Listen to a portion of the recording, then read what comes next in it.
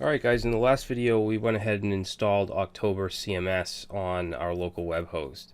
So this is the back end, this is the dashboard area, it's kind of the welcome page, and you'll see it gives you some status for your system, gives you a little preview of the front end, and if your theme permits it, you have some options here as well as far as the columns.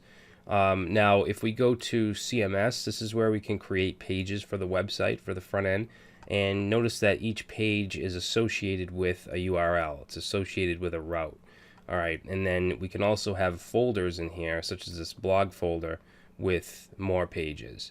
Alright, so what I'm going to do is open up the installation folder in Atom. Okay, so let's go add project folder, and we want Acme. And then these are the files, okay, and the structure is somewhat familiar because it's built on Laravel. If we look in the config, for instance, the app.php file, it has the provider down here and all that stuff, aliases, just like any standard Laravel website. Same thing with most of these config options. There's also a storage folder, that's where all the assets get uploaded to, and then in themes is where the October themes go, and we're going to create a custom theme. But before we do that, let's go to the back end here, and let's go ahead and create a new page. So I'm going to just click on add, and let's see, we'll call this is the file name. And if you look over here, let's see, where is it? We want to go into, this is the current theme, responsive clean. And this is actually where the pages get put. You can see in here there's a home page, there's the blog folder that we can see from the back end. So when we create a page, it's going to go into there. So let's say contact, and then for the layout we're going to choose the default layout. Okay, your themes can have multiple layouts. If we look over here, you'll see that default layout. And then for the description, we'll just say contact us. And then you can put all your markup in here. So what I'll do is just put an H1, and you can actually use the tab. So if I just do H1 and then tab, it'll actually turn into a tag. Alright, so this is a pretty handy little editor. So we'll say contact us, and let's just put, you know what, I'm just going to paste in a form here. Alright, so this is just your standard Bootstrap form. We're going to go ahead and save this. Oh, actually, we got to put the page title up here. We'll say contact. It'll automatically create the URL/contact, but you can edit this if you want. But I'm just going to keep that. You can also put your meta description in here, meta title. We'll just leave that blank though, and then let's click save. Alright, so it says template saved, and if we look up here, now we have a contact page. So if we go to our front end,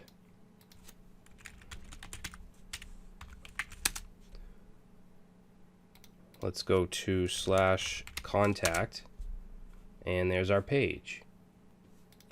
And if we wanted to add this to a menu, we could go over to our theme, and let's see, we want to go to partials, site, and then there's a header.html file, or HTM, and this is where let's see, actually, you know what? This isn't where I want to go. I want the sidebar, which is this file right here.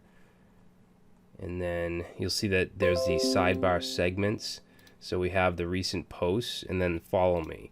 Recent posts is actually a component. You can see it's looping through the posts here.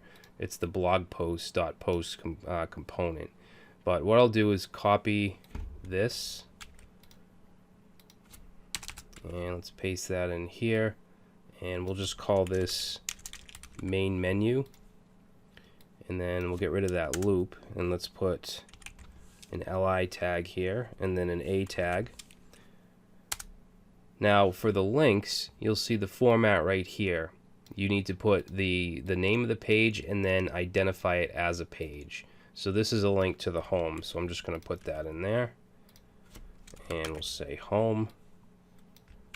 Okay, we'll go ahead and paste this in, and let's say contact, and then we'll change this to contact. Alright, we'll save that. reload, and now we have a menu, home page, contact. Now we don't have to do it in our editor. We can actually go to partials, and you'll see site and then sidebar. Okay, so this is what we just did. We just created. So you can use either the CMS, which is probably a better idea, but you can also just update the theme files. All right, I'm not going to get into the entire structure of the theme yet. We're going to do that next, but I just wanted to show you kind of how that works. Now, there's also something called components. All right, so if we click on components, you'll see there's two in here. There's this to-do list, and then there's a blog component. Okay, so this to-do list is actually associated with the demo template that comes by default. All right, you can associate components with themes. The blog right here is more of a standalone component, and you can choose things like the category listing, the post listing, an individual post, and an RSS feed. So you'll see on the sidebar it's actually using this post list. That's where this is coming from. Okay, so this is a component. What we're going to do is we're going to later on create our own component, which will be a list of links. Okay, something very, very simple. Now we also have, let's see, we looked at partials, so you can edit your header, you can edit your meta tags, all that stuff.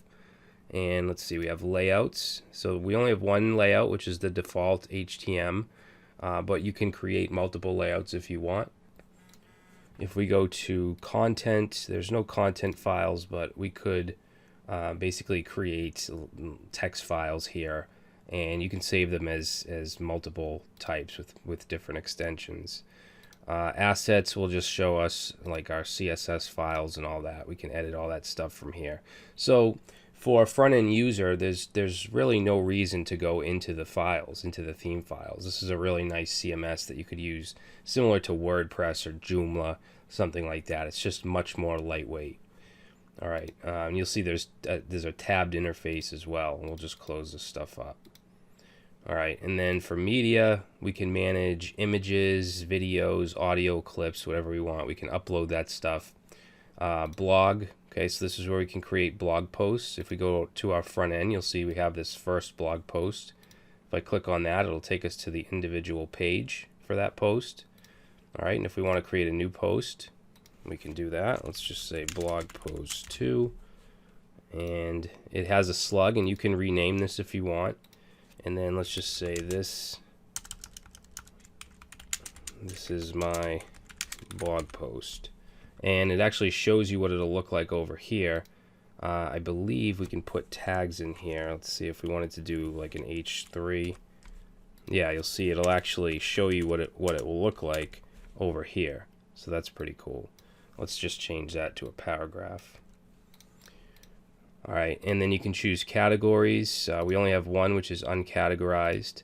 And then for manage, this is where you can check it. You can make it published. You can choose a certain date for it to be published. You can put in an excerpt. Say this is my post. You could also upload an image, a featured image. So let's go ahead and click save.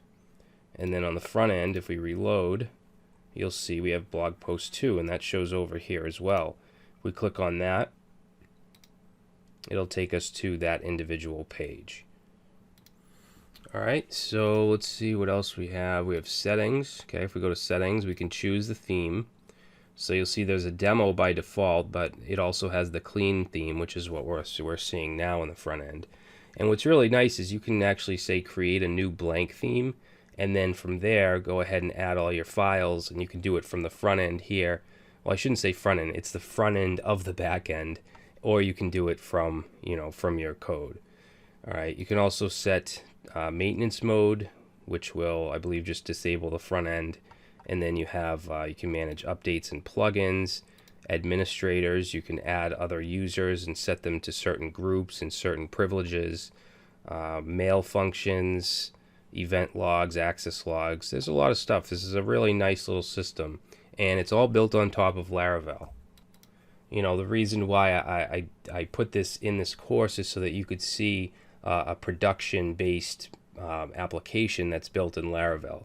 Because although we're doing 10 different projects here, we can't do anything like this. We can't do a production type or a production level application in a 10 project course. It would just, it would take a year to develop. All right, so with that said, I also did want to do some coding, not just front end stuff here. So in the next video, we're going to start to create our custom theme.